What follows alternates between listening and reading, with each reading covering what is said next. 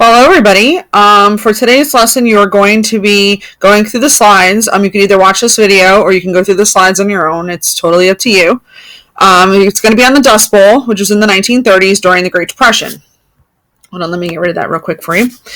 So this is it. I know a lot of you may have heard of it before, but we're just going to go through it so you guys can familiarize with it because it definitely affected people, towns, farms, the economy during the Great Depression. So here we go. So in your Do Now today, this is your question in your daily check-in. So hopefully you guys answered that. If there were no jobs in New York and the government didn't give any money to people without jobs, what would people do?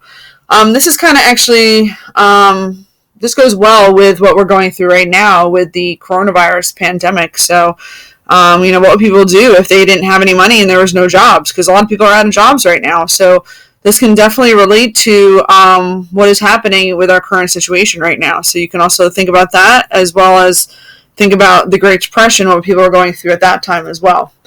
So hopefully you have some good answers for that. I'll be checking that later.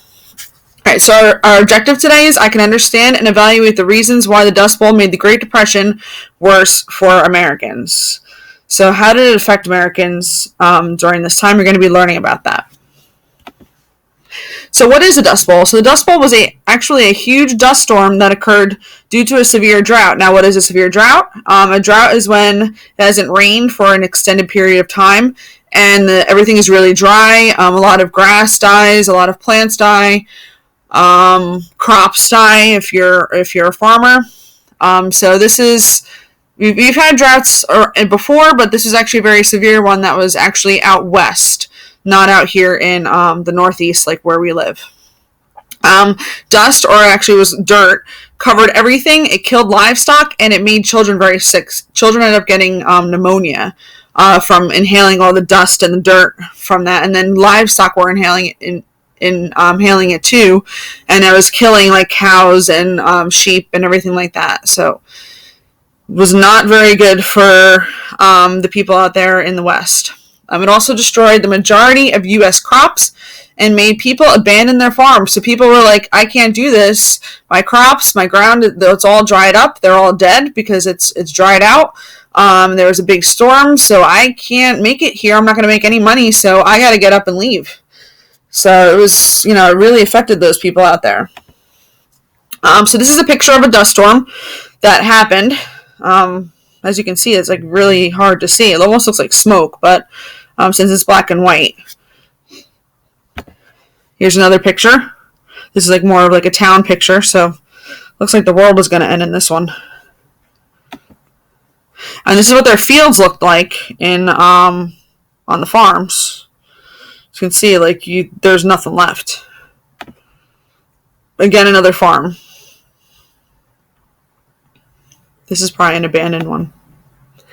All right, so the Okies, you're going to need to know this. They were actually they were refugee families, farm families, who were moving from place to place. They actually ended up moving to California at the time because they could find no jobs, they could find no work. The farms were destroyed, so they had to find some place to settle down where they can afford to feed their families and take care of them. So they would set up tents and whatnot, and they would move slowly to California to escape the Dust Bowl.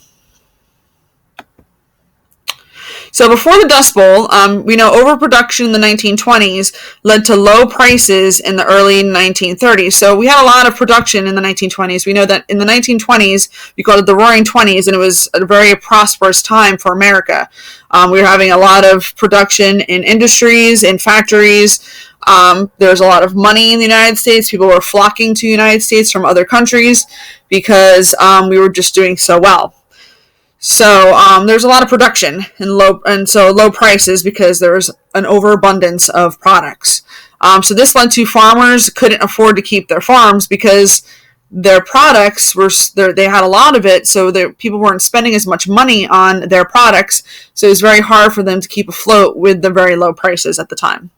In 1931 to 1936, these were the years of severe windstorms and drought. So for 5 years, they had very bad droughts, very bad windstorms out west. So that contributed to the Dust Bowl. And then crops failed across a large part of the Midwest, and farmers just couldn't afford to keep their farms, like it was stated before. They just couldn't do it because crops were failing due to the drought and the windstorms. So the areas that were affected, you're going to need to know this. Oklahoma Panhandle, that's that little part that sticks out in Oklahoma, if you look at the map, was hit the worst. Northern part of Texas, parts of New Mexico, southern Colorado, western part of Kansas, and 100 million acres in total were affected. So that's a lot of land that was affected. I'm going to show you the map in a minute. Okay, so here's the map. So as you can see, the orange color, most affected area, that's in that middle, that's that panhandle of Oklahoma, part of Kansas, Colorado, New Mexico, and Texas. That was that worst part. And then the light yellow is other affected areas. That's a big chunk of the United States there. So then here's some just little key facts here. It happened from 1930 to 1939. It was caused by severe drought and wind, erosion, or dirt. Many hundreds of thousands of people ended up leaving the area at the time and going more west to California. So the effects of the Dust Bowl. So it made the Great Depression even worse for most people because they're already affected because the economy it's non-existent at the time because of the stock market crash. So they're already hurting, already losing jobs. And then the Dust Bowl happened. So it made it worse for people. Crops were lost and many people abandoned their farms. So there was no farms in that area that we just saw in the picture of the map. So crops were gone, farms were gone. They just were left sitting there and nobody was doing anything with them. So the Surplus Relief Corporation, this is one of our last slides before we end this. So this was actually pretty interesting. When I looked it up, I did not know about this until I was researching everything. It was created by the federal corporation, so the federal government, Washington, D.C. It was a response to 6 million pigs being slaughtered to reduce supply and increase prices. So this was sad for me, but that's a lot of pigs that they slaughtered. What happened was, and which is actually, I just found out is happening currently out west. I saw a show the other day about Minnesota where farmers pig farmers who have pigs who then sell them to slaughterhouses to be made into pork products, are getting abundance of pigs. They're just going to keep getting more and more and more, and they have no place to bring them because nobody is buying up the pigs to be slaughtered for pork right now because they just can't afford to. So what's happening in our current situation with the pandemic is that they're going to have to start slaughtering pigs again. Can't believe it's 2020 and we have to do this, but they're slaughtering pigs again and euthanizing them because they don't have room on their farms for all of the pigs because nobody is buying them right now from them. So it's a very sad state. So this also happened in the 1930s. So it's almost like history is repeating itself. And it's almost like we're in the Great Depression again. This is like a second wave of the Depression. And, things are starting to happen that happened back in the 1930s, which is very, very sad. But anyway, so this corporation decided that since they slaughtered all these pigs, they wanted to do something about the excess food, the excess pork that they had, so they wouldn't go to waste. So they started to feed the poor. So in 1936, about 21% of rural families, those are families that live in farm towns, in the Great Plains, were receiving this aid from the government. So any surplus of products, whether it was pigs, whether it was cows, any type of crops that were there, they were taking that from the farmers and feeding the poor with it. So I think that's actually a very good idea that they did that. I mean, it stinks that only 21% of those families received that. I think it probably should have been more. But it made me think about what's happening now in our country and how they could probably be doing that with the amount of pigs and surplus of products that are on farms right now. They could be paying those farmers to feed the poor, like the government could be feeding them. It just makes us think about what went on back then and how we're handling it now and what the differences or similarities are between that.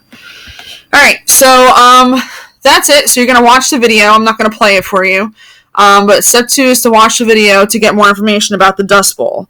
I mean, you can watch it, but you're also going to have to do